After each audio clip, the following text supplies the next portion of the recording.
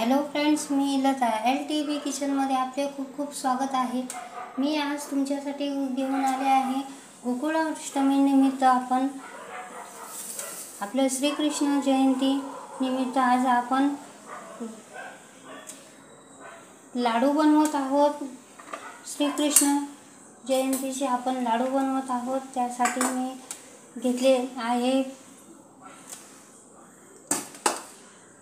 खोबरे घेतले आहे, एक अख्खा नारळ घेतलेला आहे, सुके खोबरे आहे, बदाम आहे, काजू आहे, शेंगदाणे आहे, डाळवा आहे, पोहे आहेत। या लाडूला सुदामा पोहेही असे म्हटले, सुदामाचे लाडूही असे म्हटले जाते। अशा प्रकारचे मी आज लाडू बनवत आहे। तर चला तर आपण सुरुवात करूया। मी कढाई गॅसवर ठेवलेली आहे। प्रथम आपण शेंगदाणे चांगले भाजून घेऊया।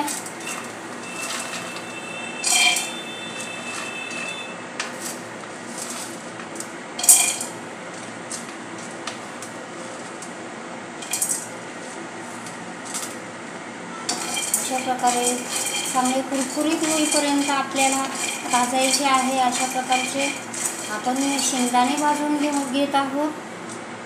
बघा तर फ्रेंड्स, शेंगदाणे काढून घेतलेले आहेत। आता आपण डाळवे भाजणार आहोत। मी डाळवे शेंगदाणे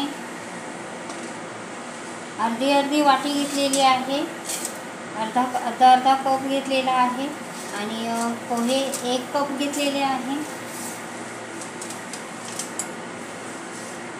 एक अख्खा नारळ घेतलेला आहे। आता डाळवं चांगले आपल्याला हलकेसे भाजून घ्यायचे आहे।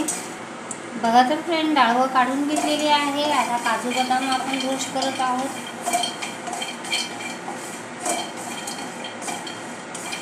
अशा प्रकारे आपल्याला लो फ्लेमवर भाजून घ्यायचे आहे। सर्व पौष्टिक घटक आपण घेतलेले आहेत। अशा प्रकारे आपण भाजून घेऊया। बघा तर फ्रेंड्स, अशा प्रकारे आता आपण काजू बदाम भाजून झालेले आहे। आता आपण पोहे भाजून घेतोय। पोहे कापडाने स्वच्छ केलेले आहेत आणि अशा प्रकारे आपल्याला लो फ्लेमवर भाजून घ्यायचे आहे। चांगले कुरकुरीत होईपर्यंत भाजायचे आहे। बघा तर फ्रेंड्स, अशा प्रकारे आपल्याला कुरकुरीत होईपर्यंत भाजायचे आहे। बघू शकता आपण, असा चांगला आवाज येईपर्यंत आपल्याला भाजायचे आहे। तर ह्यांना काढून घेऊया। तर बघा तर फ्रेंड्स, आता पोहे काढून घेतलेले आहे। शेंगदाणे भाजून घेऊया।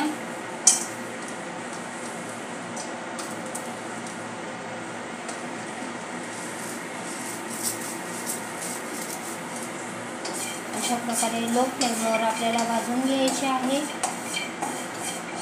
त्यात काही मॉइश्चर असेल तर ते भाजले जाईल आणि आपले खोबरे कुरकुरीत होईल।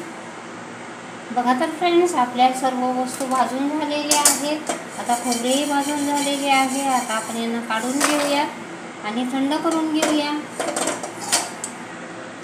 बघा तर फ्रेंड्स, अशा प्रकारे आपले सर्व जिन्नस थंड झालेले आहेत। आता आपण प्रथम मिक्सरचे जार घेऊन त्यामध्ये खोबरे फाईन करून घेऊया। अशा प्रकारे खोबरे घेतलेले आहे, त्याची फाईन पावडर तयार करून घेऊया। बघा तर फ्रेंड्स, अशा प्रकारे याची खोबऱ्याची फाईन पावडर तयार करून घेतलेली आहे। आता खोबरे काढून घेऊया।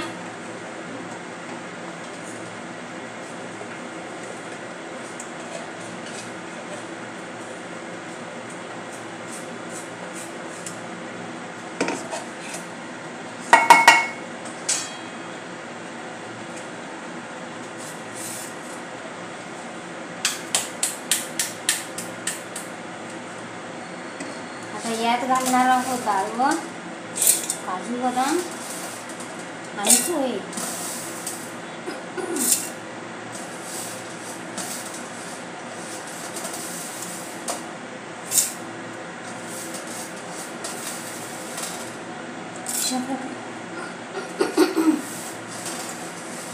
याची फाईन पावडर तयार करून घेऊया। बघा तर फ्रेंड्स, अशा प्रकारे याची डाळ व पोहे यांची फाईन पावडर तयार केलेली आहे. आता काढून घेऊया. आता यातच घालणार आहोत आपण शेंगदाण्याची फाईन पावडर तयार करून घेऊया. बघा तर फ्रेंड्स, अशा प्रकारे सर्व फाईन पावडर तयार करून घेतलेली आहे. आता यात घालणार आहोत 1 कप गूळ. हा 1 कप मी किसून घेतलेला आहे. आता हा गूळ घालून घेऊया.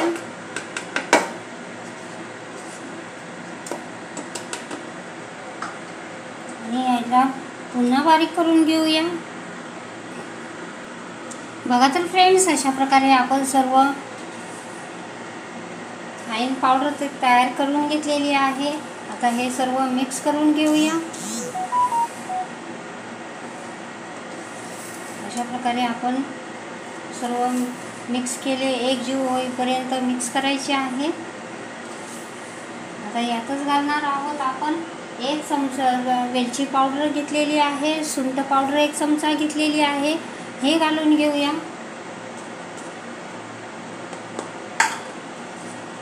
आणि चांगले एकजीव होईपर्यंत आपल्याला मिक्स करून घ्यायचे आहे.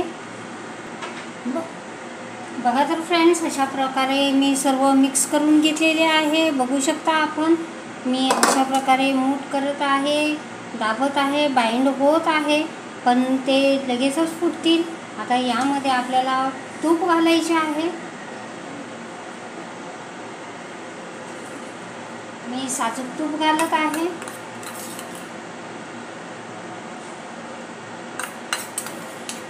दोन चमचे साजूक तूप घातलेले आहे. आता हे सर्व मिक्स करून घेऊया आणि पुन्हा एकजीव करून घेऊया. तर बघा तर फ्रेंड्स, मला 2 चमचे आणखीन घालावे लागणार आहे.